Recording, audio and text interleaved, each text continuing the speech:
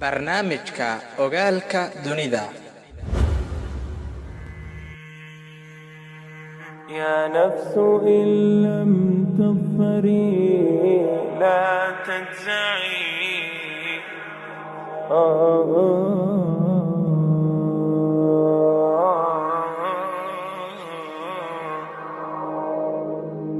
يا نفس إن لم تظفري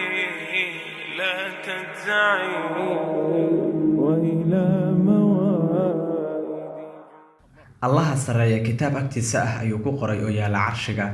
naxariisteeda ayaa ka hormartay caradeeda naxariistana lagama siibo ilaa mid hoogay mooyee qof aan naxariisan looma naxariisto anigana waxaan jeclahay inaan dul istaago waxyaabaha qaar oo matalaya naxariistaasi midaasi aan u baahannahay maantadan aan joogno muuqaaladaas waxaa ka mid ah isku naxariisashada marka la iskhilaafo allaha sareeya hadduu doono ummadan inuu ku kulmiyo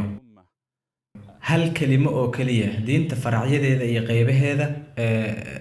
wuu samayn lahaa balse allah kitaabka ayuu dhex yeelay aayado cadcad oo sugan iyo kuwo kale oo isku eg kuwaasi oo dhowr waji ay ka suurtagelayaan dhanka tafsiirinta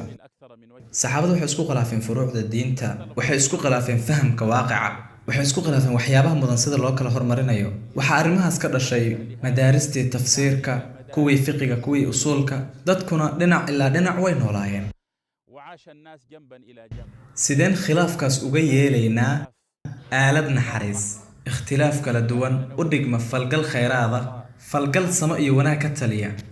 ra'yiyadeenna oo kala duwan iyo qulubteenna oo midaysan waa inaanan khilaafkaasi ka yeelin waddadii kala go'a qaraabagoyntii walaaltinimada midaasi oo na gelinaysa halista isgaalaysiinta iyo isbaadiyeenta iyo daaca alla ka bixidda isjaahileynta iyo isbidcaynta yacni waa macno weyn wallaahi maanta qofka jooga kutubta islaamiga ayuu ka raadinayaa wuxuuna sigayaa inuu nuclear ka helo canaawiinta kutubada oo ah seefaha culculus iyo bombooyinka waxbaabi'iya iyo sawaariikhda iyo hubka waxbaabi'iya inay dadku qaarkood qaarka kale isku radiyaan masaa'il jus'i ah oo haddana farac ah oo ay ixtimaalayso waxyaabahayna tusinayaan nusuustu oo ay ixtimaalayso ijtihaadaadka iyo dadaalka ay bixiyeen fuqahadu hadda iyo mar horeba oo ay ixtimaalayso maqaasidda shareecadu iyo deegaanada kala duwan balse waxaa ciriiri galay wacyigii iyo nafafkii markaasaan ku dhacnay waxaan dadka uga digaynay sidaa darteed ducaaddu waxay u baahan yihiin inay tusaale u soo qaataan qadiyadan oo kale inay ra'yada isdhaafsadaan oo ay wada sheekaystaan balse naxariistaana inay baaqi ahaato sida uu ku yiriba imaamu shaafici asxaabtiisa mid ka mid ah hebelow miyaanan walaalo ahaan karin yaanba isku waafaqin hal mas'alo kaliyahe macnahaasi oo uu sheegay imaamu shaafici isagoo khilaafay imaamu maalik oo ahaa ardaygiisii iyadoo imaamu maalik ku yiri waxaan arkaa in ilaahay iftiin cilmiga ka mida kugu shubay ee ha ku daminin mugdiyada macsiyada shaafici madiina ayuu ka tegay wuxuuna alifay kitaab ugu magac daray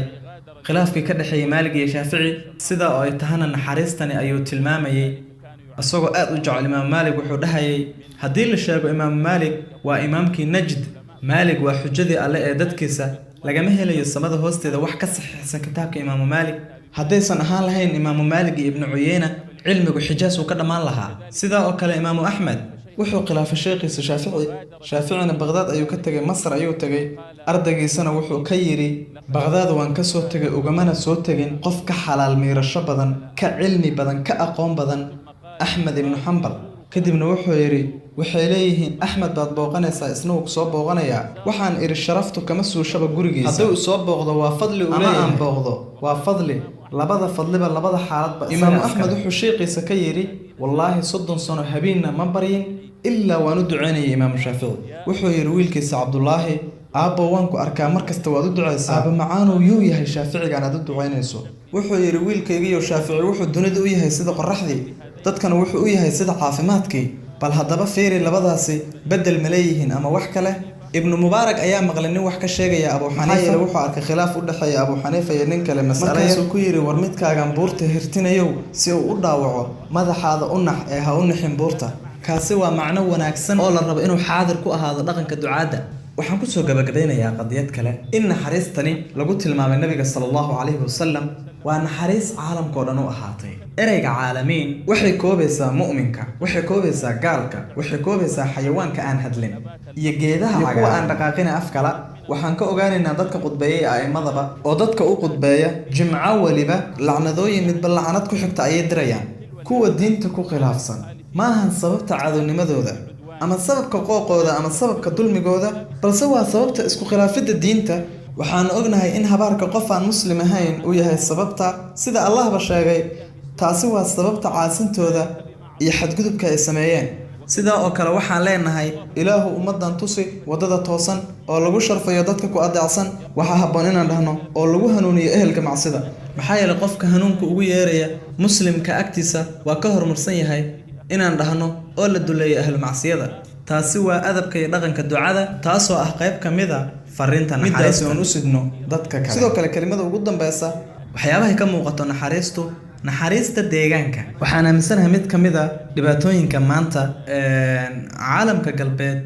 wuxuu ula dhaqmay deegaanka qaabka maamulidda iyo ka sarreynta iyo haysashada mafhuumka saxda ah ee qur-aanka wuxuu kula dhaqmayaa qaab naxariis leh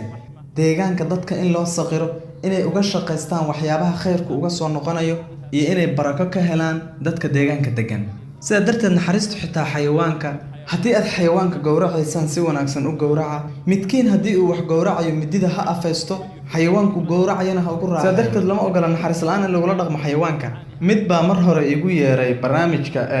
barnaamijka itijaahul macaakis waxaan ku ilaahay wuxuusan ogoleen xayawaanaadka in laisku diro dulmi lagu sameeyo balka waran inaan dad isku diro maxaa yeelay dadka hadafka ugu dambeeya waxayba u maleeyaan in qofku xadka uu ka baxo oo midba midka ka soo horjeeda uu lacnado taas waxaad u malaydaaba tusaale annagu waxaan doonaynaa